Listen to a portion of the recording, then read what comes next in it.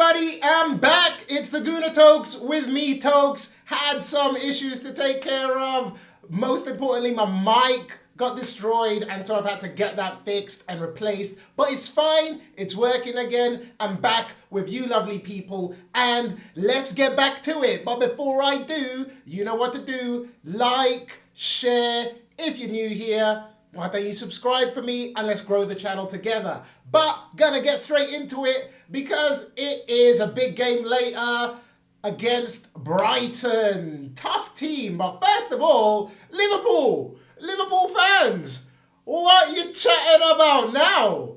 After we drew against Wolves in that last minute, or they equalised in the last minute, the knives were out. The chat was going wild. But Liverpool, last minute, you lose to Wolves. That is the difference between us and you lot. Hilarious stuff. Cheered me up no end yesterday, I have to say. But back to business because we are playing Brighton. And Brighton are in 12th place. Don't forget, it's quite congested around that part of the table. So 12th place can turn with a couple of good results into something much better and get them closer to Europe. They won their last couple of games against Forest and Brentford. They lost to Liverpool 3-0 just before that. But the team's pretty much at full strength. They're in good form. And make no mistake, it's going to be a tough game. Brighton love to press. They love to put it on you. They love to drive you back. They've got a lot of energy. And with players like Welbeck and Mitoma and all that kind of stuff, it's not going to be a walk in the park. That's for sure. For us, we're coming off the back of a couple of London derby wins. Destroying Spurs in the North London derby, got Chelsea beaten 2-1 at our stadium. And so now it's really time to kick on. We've got a few difficult games out of the way. And now we need to make sure that we're consolidating where we are at that position at the top of the league, because City ain't losing. They got a result at Leeds, a little bit fortunate maybe, but they got the result, they got the 3 points, and this two-horse race is really starting to enter the final stages, because for us there's only 9 games left. That's almost nothing. And City got one extra game because they have a game in hand, and you know, it's getting close to the edge. It's squeaky bum time, as they say, those of you who've been watching football for a little while. So make no mistake, 3 huge points is what we need today, especially City are going to be playing at the same time. They're going to be playing against Nottingham Forest. You expect City to win that game. City are playing at home, we're playing away. And so definitely a tougher prospect for us, a tougher team we're facing. But you gotta, you know, get it done. Shit or get off the pot. It's the time to start just rattling off the wins. It doesn't matter how you do it. Those 3 points we got against Chelsea were priceless. Doesn't matter how they came about. I don't care if the football's pretty or ugly.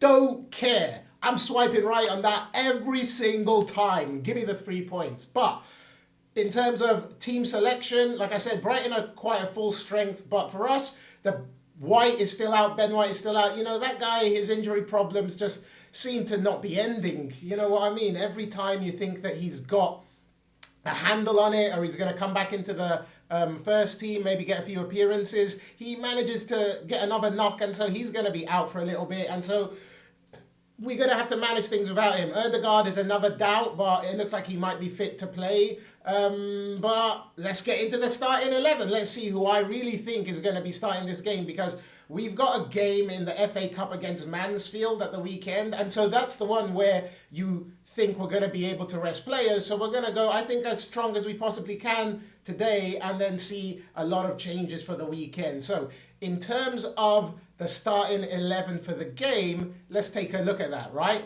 Obviously, Raya is going to start. He pulled off a couple of great saves in the game against Chelsea. One from a corner, another one from that Garnacho cross, you know, just put it in that area where if anybody got a flick on it, Raya's having to react. So he had to wait and delay the way he, you know, saved that possible goal, and he did fantastically well. He's probably the best keeper in the league this season. I mean, who else?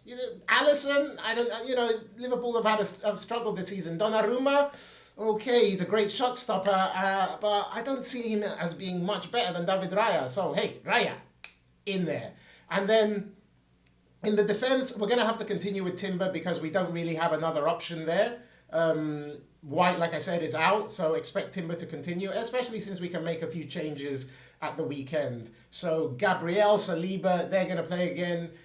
Great partnership. Obviously, we conceded a goal from a corner. Chelsea were doing like tactics like, everybody is copying our free kicks corner routines now. Everybody's trying to get in and around the keeper. But what they don't know is that David Raya, he's been training like that every single day in training for the past, 2-3 years. So he's used to that rough and tumble. In terms of left back, I think maybe we'll make a change. Nkapie has played a lot. I mean, I would be happy for him to continue, but I think Calafiori hasn't played that much, and maybe it would be a good game to bring him in, I think it could be time for him to get a start. We've got to manage these minutes moving into this next stage of the season because we've got FA Cup, we've got League Cup final, we've got Champions League starting up again, we've got the title running, so we've got to try and manage the minutes in the players' legs as much as possible. So maybe bring Calafiori in at left back.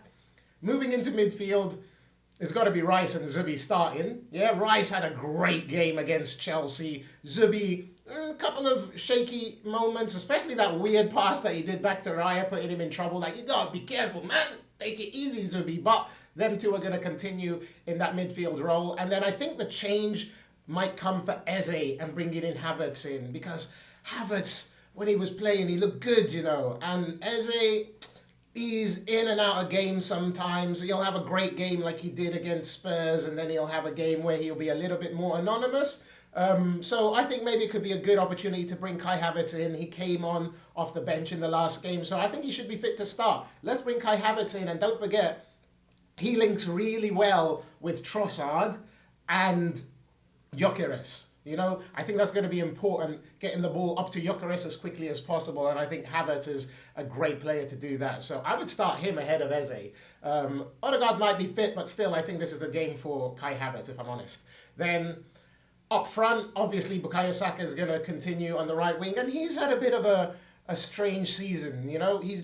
He's not been hitting the heights that we know he can, and I think that happens really for players like that. You get to a stage where maybe players kind of figure out your game, and you got to find a little bit more and do a bit more. So I'm going to be interested to see how Saka plays against Brighton. Hopefully he gets a bit more space to operate, because that's been an issue, players doubling up on him. But he's going to have to put in a big performance in that game tonight. It's tonight. Oh my God, can't wait for it. Up front, obviously, Gyökeres is going to continue. He didn't have the best game against Chelsea, but it was hard. Things kept breaking down in the final third. Poor decision-making overall, I think, for everybody playing in that final third. So I'm not going to, have a go at Gyökeres. I am just going to hope that he performs like he did against Spurs. Do you know what I mean? So if he can get that interplay working with him and Kai Havertz, I think we could have a great, result for Gyökeres in the game. And then up front, I think Trossard, because I love the way Trossard and Havertz combine. They're both very intelligent players, technical players. I think they like playing with each other. So for me, that's going to be my starting 11. Maybe Martinelli might come in, play on the wing, but I think he might be playing against Mansfield actually. Odegaard, Eze, I think maybe that's a discussion to be had. And then maybe Nkapie playing instead of Calafiori. But other than that, I'm pretty confident that this is what Arteta will do with the starting 11, especially with the fact that we got that Mansfield game where we can make a lot of changes. That is priceless, getting a draw like that. Yes, it's not going to be, easy, but I mean, it should be, but you've got to be able to perform and win that game playing your second string. Do you know what I mean? So we'll deal with that game when it comes on Saturday. But like I said, because it's such a weaker opponent, we're able to do the rotations then. So I expect us to go as strong as possible with the squad later tonight. In terms of score prediction, to be honest, Brighton are a good side. They create, they put it on you, like I said before, and I think, they're playing at home, so they're going to want to obviously do it for the fans. And even though they're quite comfortable in 12th place, there's a bit of pride and all of that. So I think they're gonna really want to win this game. Obviously, we're gonna want to win the game too, and we've got real designs on winning this league. And if we're serious about doing that, we really need to get these 3 points. So for me, I think it's going to be a tight game. And we've been conceding goals recently, which I don't like. I don't like that. So I would love for us to get a clean sheet, but I figure we're going to concede one. And for me, I think the game ends 2-1. I think it's 2-1, just like it was against Chelsea. Like I said, Brighton, they're no mugs. They know what they're doing, right? And we're going to their place, so we're going to have to be professional. We're going to have to be patient. We're going to have to be clinical. And it might be a game that we're going to have to fight really hard in to get something out of it. But 2-1 is how I think it's going to finish, to be perfectly honest. So why don't you let me know your score predictions for this game? And let me know if you think anything different in the starting 11. For me, I think that's what it's going to be. And like I said, 2-1. I don't care anymore about, performances, really. I just want the points.